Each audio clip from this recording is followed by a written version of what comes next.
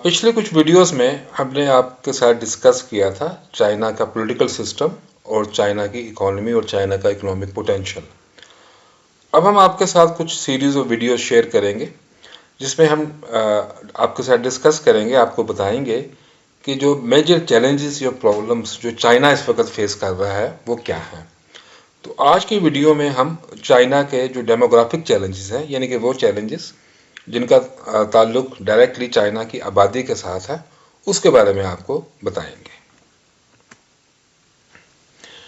अगर आपने अब तक मेरे चैनल को सब्सक्राइब नहीं किया तो आपसे रिक्वेस्ट है कि काइंडली इसको एट द अर्लिएस्ट सब्सक्राइब कर लें।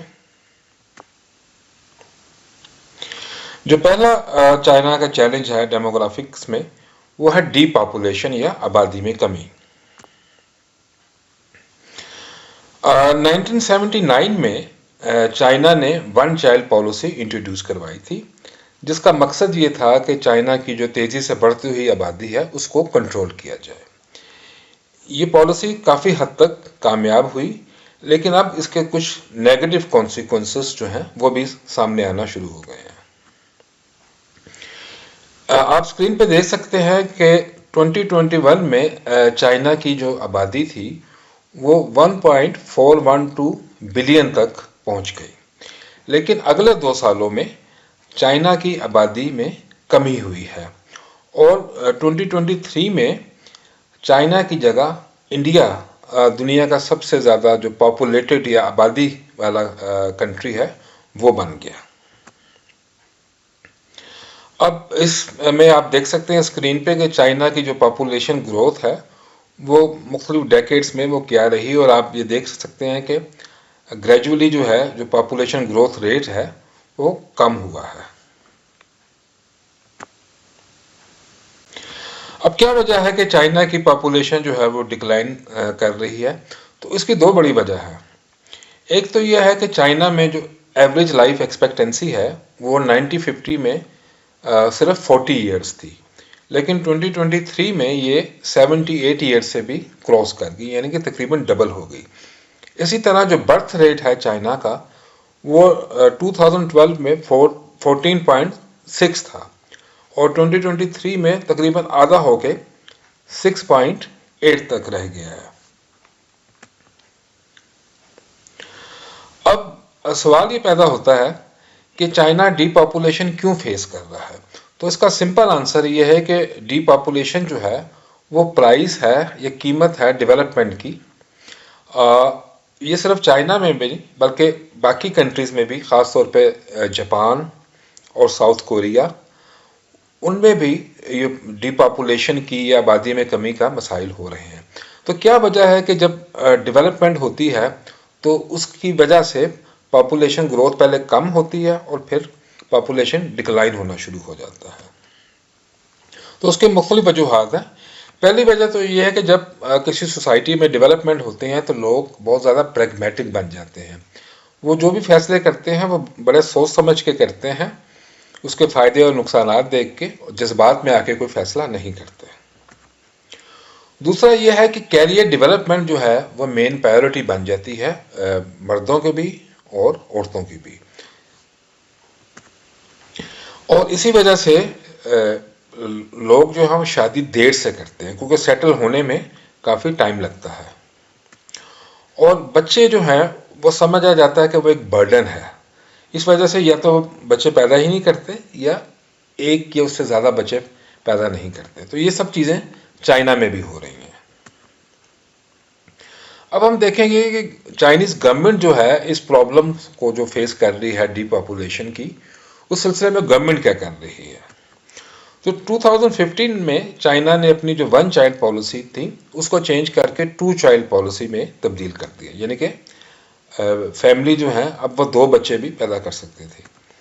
फिर 2021 में चाइना ने 2 चाइल्ड पॉलिसी की जगह 3 चाइल्ड पॉलिसी जो है वो इंट्रोड्यूस करवा दी है। इसके अलावा और भी कुछ स्टेप्स चाइनीज गवर्नमेंट ने लिए। मसलन एक तो है फाइनेंशियल बेनिफिट्स, यानी कि जो फैमिली ज़्यादा बच्चे पैदा करेंगी उनको उसके मुताबिक फाइनेंशियल बेनिफिट्स मिलेंगे।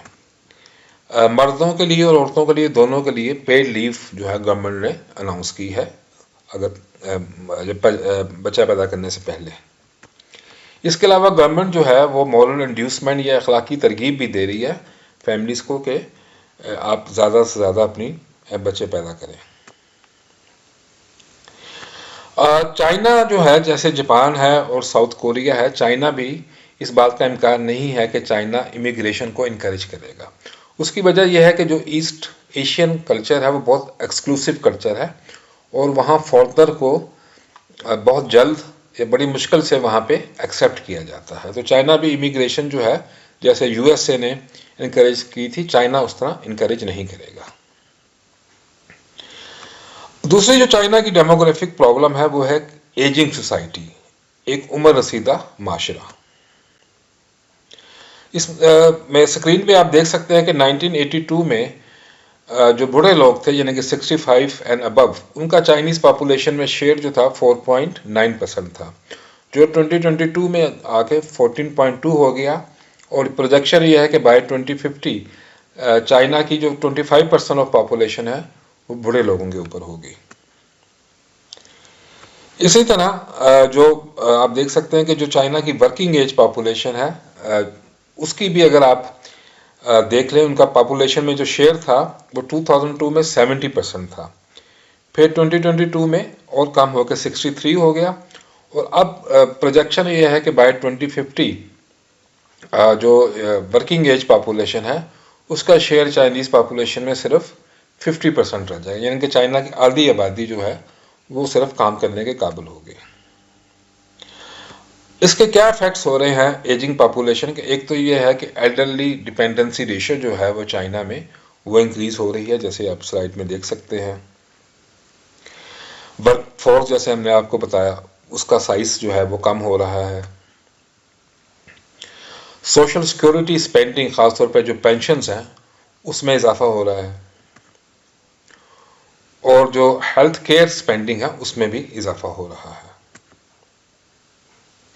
और एक ये भी कहा जा रहा है कि जो एजिंग है उसकी वजह से चाइना की जो लॉन्ग टर्म इकोनॉमिक ग्रोथ है वो भी नेगेटिवली अफेक्ट हो सकती है। अब गवर्नमेंट ने क्या मेजर लिए हैं एजिंग को के साथ निपटने के लिए? एक तो गवर्नमेंट ने ये फैसला किया है कि चाइना में जो रिटायरमेंट एज है जो 60 है उसको इंक्रीज करके 63 कर दिया जाए। दूसरा, चाइना जो है वो टेक्नोलॉजी ड्रिवन डेवलपमेंट को प्रमोट कर रहा है जिसमें लेबर का इस्तेमाल कम से कम हो। और तीसरा, चाइना ये भी कोशिश कर रहा है कि जो सिल्वर इकोनॉमी है उसको डेवलप किया जाए। सिल्वर इकोनॉमी का मतलब है वो इकोनॉमी जो बड़े लोगों की केयर, उनकी सर्विसेज से जिसका ताल्लुक हो। उम्मीद है ये वीडियो आपको पसंद आई होगी। अगली वीडियो में हम आपके साथ डिस्कस करेंगे कि चाइना जो इकोनॉमिक चैलेंजेस फेस कर रहा है वो क्या है। आपसे अगेन रिक्वेस्ट है कि प्लीज़ मेरे चैनल को सब्सक्राइब करें। Thank you for your time.